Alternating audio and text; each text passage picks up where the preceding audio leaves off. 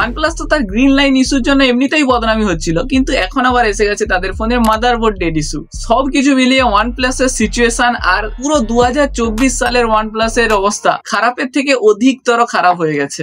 OnePlus আর OnePlus নেই, মাইনাসে চলে গেছে। আইডিসি রিপোর্ট অনুযায়ী OnePlus এর মার্কেট শেয়ার 2023 এর থেকে 2024 এ -37% এর ডিক্লাইন হয়ে গেছে। এবার এটার কারণ যে শুধু গ্রিন লাইন ইস্যু এটাই নয়, এর সাথে অনেক কিছু কারণ আছে, সব একে একে বলছি। কিন্তু এখন সব থেকে বড় প্রশ্ন হচ্ছে, এখন OnePlus এর কোনো ফোনই কি কেনা ঠিক হবে? বা যারা OnePlus এর ফোন ইউজ করছে তাদের কি করা উচিত? এখন সবকিছুই কভার করছি। স্টার্ট করি গ্রিন লাইনের সাথে, কারণ OnePlus এর এটা সব থেকে প্রিমিয়াম ফিচার্স। ফোন কিনলেই সাথে RGB light free, I mean green line issue. এই গ্রিন লাইন ইস্যুটা OnePlus এর 7 সিরিজ থেকে আসতে শুরু করে। 7T, 8, 9, 9R আরো কিছু ডিভাইস রয়েছে, যার জন্য OnePlus কে অনেক ক্রিটিসিজমের সম্মুখীন হতে হয়। যদিও এখান থেকেই OnePlus এর ড্যামেজ শুরু হয়ে যায়। এবার এই ড্যামেজটাকে কন্ট্রোল করার জন্য OnePlus একটা সলিউশন বের করে সেই সময়। এই গ্রিন লাইন ইস্যু সলিউশন হিসেবে তারা বের করে যে all time free screen replacement. কিন্তু তবু কি কোনো ইউজার চায় যে তার ফোনে গ্রিন লাইন ইস্যু আসুক? যত ইচ্ছে ফ্রি স্ক্রিন রিপ্লেসমেন্ট দিক। তাছাড়া এটা আবার সার্ভিস সেন্টারের উপরে ডিপেন্ড করে যে তোমাকে ফ্রি দেবে কি দেবে না। এটাতেও আসছি যে OnePlus এর সার্ভিস সেন্টার এক্সপিরিয়েন্স কেমন। কিন্তু OnePlus যখন আগে শুনলে মনে হতো একটা brand value, solid branded phone, কিন্তু এখন OnePlus ফেমাস তার গ্রিন লাইন ইস্যুর জন্য। ইভেন তোমাকে কেউ যদি OnePlus এর ফোন রেকমেন্ড করার কথা বলে, তোমার কিছু বলার আগে সেই প্রথমে জিজ্ঞাসা করে নেবে যে এর মধ্যে গ্রিন লাইন ইস্যু আসবে না তো পরে। আর এই ভয়ে ইউজার অন্য ব্র্যান্ডের দিকেই সরে যায়। আর যে ইউজার একবার OnePlus এর গ্রিন লাইন ইস্যুর সম্মুখীন হয় তো কোনোদিন আর চোখ তুলে তাকায় না OnePlus এর দিকে, অন্য ব্র্যান্ড। এই গ্রিন লাইন ইস্যু তো অনেকটাই ড্যামেজ করে দেয় OnePlus কে, কিন্তু এটা তো সবে শুরু OnePlus এর। নেক্সট হচ্ছে সফটওয়্যার বাগস। আগের তুলনায় এখন OnePlus এর ফোনে যেভাবে সফটওয়্যার বাগস বাড়তিছে তার কোনো ঠিক ঠিকানাই নেই। প্রত্যেক দিনই কেউ না কেউ কিছু ইস্যু ফেস করছে, টুইটারে পোস্ট করতেছে। ইভেন OnePlus এর যে ফ্ল্যাগশিপ ফোনগুলো, সেগুলোও ইউজারকে ফ্ল্যাগশিপ এক্সপিরিয়েন্স দিতে পারছে না, তার জায়গায় ফুস এক্সপিরিয়েন্স দিচ্ছে। ডিভাইসটা যেভাবে পারফরমেন্স দেওয়ার কথা সেরকম পারফরমেন্স তো দিচ্ছে না, তার সাথে আরো কিছু কমন ইস্যু দেখা যাচ্ছে। কারোর ফোনে তাড়াতাড়ি ব্যাটারি ড্রেন হয়ে যাচ্ছে, তো কারোর আবার অ্যাপ ক্র্যাশ হয়ে যাচ্ছে। অলদো এইসব সফটওয়্যার বাগস গুলোকে কিছু আপডেটের মাধ্যমে ফিক্স করাই যেতে পারে, কিন্তু সেই আপডেট করতে থাকলে তো আবার নতুন প্রবলেম। স্পেশাল OnePlus এর সব থেকে প্রিমিয়াম ফিচার্স RGB লাইট এসে যাবে, I mean green line, buy one get one free. আর সব থেকে ইম্পর্টেন্ট, কোন একটা ইউজার এত টাকা দিয়ে OnePlus এর ফ্ল্যাগশিপ ফোন কিনতেছে এইরকম বাগি এক্সপিরিয়েন্স নেওয়ার জন্য তো না, তার জন্য BGMI রয়েছে, তার মধ্যে গিয়ে বাগি গাড়ি চালানোর এক্সপিরিয়েন্স নিয়ে নেবে।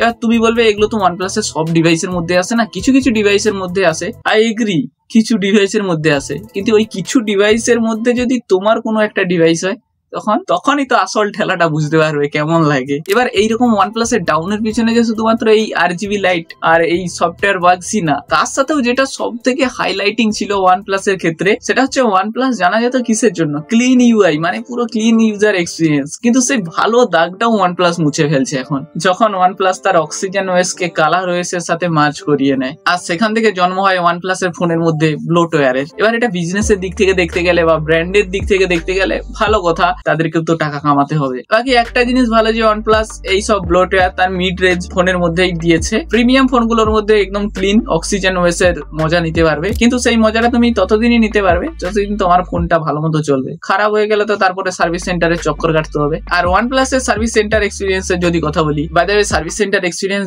জায়গার উপরও ডিপেন্ড করে কিছুটা, কিন্তু এই রিসেন্ট কিছু সময়ে OnePlus এর after sale service centre experience খুব খারাপই শোনা যাচ্ছে। অনেক কমপ্লেন দেখা যাচ্ছে। একজনকে তো পুরো পাক্কা 20 দিন ঘুরপ্যাচ খাবিয়েছে পার্টস অ্যাভেলেবল নাই বলে। প্রথমে 5 থেকে 8 দিনের মতো সময় দেয় ইউজারটিকে পার্টস অ্যাভেলেবল নেই বলে, তারপর যখন 5 থেকে 6 দিন পর ইউজারটি গেল তো বললো যে আরো 15 দিন সময় লাগবে, অথচ পার্টস অ্যাভেলেবল হয়ে গেছে শুধু, কি নতুন ফোন বানাবে বলে এত সময় নিচ্ছে। আবার যে ফোনটার পার্টস নেই সেটা আবার এই রিসেন্ট লঞ্চ হয়েছে 2024 এর জানুয়ারি মাসে, OnePlus 12R। এটা তো আমি একটা কেস বললাম, কিন্তু তুমি যদি টুইটারের মধ্যে একটু সময় ঘোরাফেরা করো তো ওখানের মধ্যেই তোমার 90% এক্সপিরিয়েন্স হয়ে যাবে OnePlus এর সার্ভিস সেন্টারে, আর 10% এর জন্য তোমাকে সার্ভিস সেন্টার দিয়ে ঘুরে আসতে হবে। এত কিছুর পরেও OnePlus এখানেই থেমে থাকেনি, ওয়ান মোর প্রবলেম আরো অ্যাড করে নিয়েছে তাদের ফোনে, যা দেখে মনে হচ্ছে এবার OnePlus পোকো জায়গা খেতে চলেছে। I mean motherboard dead issue দেখা যাচ্ছে OnePlus এর ফোনে। বাই দ্য ওয়ে পোকো অনেকটাই রিকভারি করে নিয়েছে, ভালো মতোই কাজ হচ্ছে এখন, কিন্তু OnePlus এর ফোনে এখন ধড়াধড় মাদারবোর্ড ডেড ইস্যু দেখা যাচ্ছে।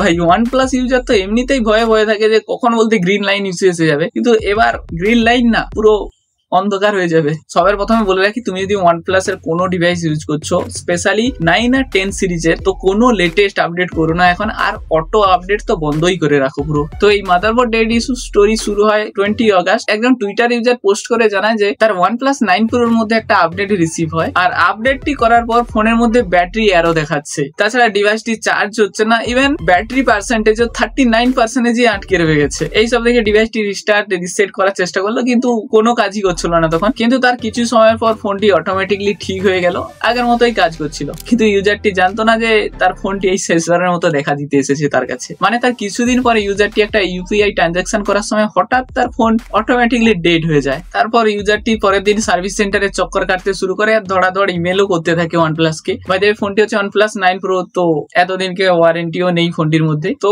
OnePlus শেষে কি করলো, 30% রিপেয়ার ডিসকাউন্ট দিল। আই মিন সিরিয়াসলি, ডিসকাউন্টের পরে খরচ কত পড়বে জানো মাদারবোর্ডটা রিপ্লেস করতে? 30 থেকে 35,000 টাকা। মানে তোমার যদি কোনো ভুলও না থাকে তাতেও তোমাকে এত টাকা পে করতে হবে OnePlus এর ফোনে, যদি এরকম কিছু হয়ে যায়। আর ডিসকাউন্ট তো তুমি তখনই পাবে যদি তুমি সার্ভিস সেন্টারে চক্কর প্রচুর কাটো, ইমেল দৌড়াদৌড় করতে থাকো, টুইটারের মধ্যে এটা ওটা পোস্ট করতে থাকো, তাহলেই তুমি ডিসকাউন্ট হবে। মানে বেশি চেঁচামেচি করলে আর কি। এইরকম আরো একজনকে 15% ডিসকাউন্ট অফার করেছে। এইরকম একটা দুটো কেস না, এখনো পর্যন্ত সামনে অনেক কেস এসে গেছে এই মাদারবোর্ড ডেড ইস্যু নিয়ে। স্পেশালি OnePlus 9 আর 10 সিরিজের ফোনগুলির মধ্যে দেখা যাচ্ছে। এটা ঠিক ভালো মতো ক্লিয়ার নয় যে কত ইউজার এফেক্ট হচ্ছে এটার সাহায্যে, কিন্তু মোটামুটি বাড়তিছে এর সংখ্যা। এর সলিউশন হিসেবে OnePlus কি বলেছে জানো, যে আমরা মাদারবোর্ড রিপেয়ার কস্টটাকে কম করতে পারি। এইরকম সিচুয়েশন আগে হয়নি যে এমন না, পোকোর সাথে এইরকম সিচুয়েশন হয়েছিল। তারা তার সলিউশন হিসেবে এক্সটেন্ডেড ওয়ারেন্টি প্রোভাইড করেছিল, এবং কিছু কিছু ক্ষেত্রে তো নতুন ডিভাইস রিপ্লেসমেন্টেরও অফার দিয়েছিল। সো OnePlus এর এরকম কিছু বেটার সলিউশন বের করা উচিত। ঠিক সেই গ্রিন লাইন ইস্যুর জন্য ফ্রি স্ক্রিন রিপ্লেসমেন্ট এইরকম কিছু তো দেওয়া উচিত, নাকি ডিসকাউন্ট অফার।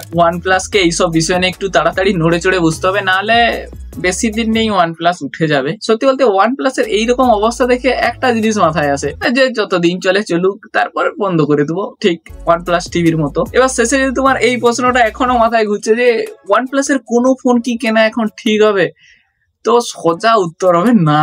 আগে তো তোমার গ্রিন লাইন ইস্যু ছিল, এবার মাদারবোর্ড ডেড ইস্যু, সব মিলিয়ে এই ব্র্যান্ডকে কাউকে রেকমেন্ড করাই পুরো চাপের ব্যাপার। এবার OnePlus যদি এর বেটার সলিউশন বের করে তো ইন ফিউচার ভাবা যাবে কেমন কি। আর যারা এখন OnePlus এর ফোন ইউজ করতেছো, স্পেশালি OnePlus 9 আর 10 সিরিজের ফোন, ভাই আপডেট মোটেও করো না। আর শুধু OnePlus না, তুমি যেই ব্র্যান্ডেরই ফোন ইউজ করো না কেন, একটা জিনিস তো অফ করেই রাখো, যে অটো আপডেট। ভাই অটো আপডেট মোটেও অন রেখো না, অফ করে দাও। অ্যাটলিস্ট আপডেট আসার 1 মাস পর আপডেট করবে ফোনকে, যে দেখবে কেমন কি চলছে ভাই। তারপর বাকি এই হচ্ছে OnePlus এর কারেন্ট সিচুয়েশন, আর পুরো 2024 সালের OnePlus এর অবস্থা, আর তার সাথে OnePlus ইউজারের অবস্থা খারাপ হয়ে গেছে। বাকি তুমি কমেন্ট করে জানাতে পারো তোমার কি মতামত এই বিষয়ে, পোকোর জায়গা কি খেতে পারবে OnePlus।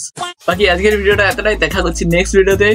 সাবস্ক্রাইব করে নাও, ভালো থেকো, বাই।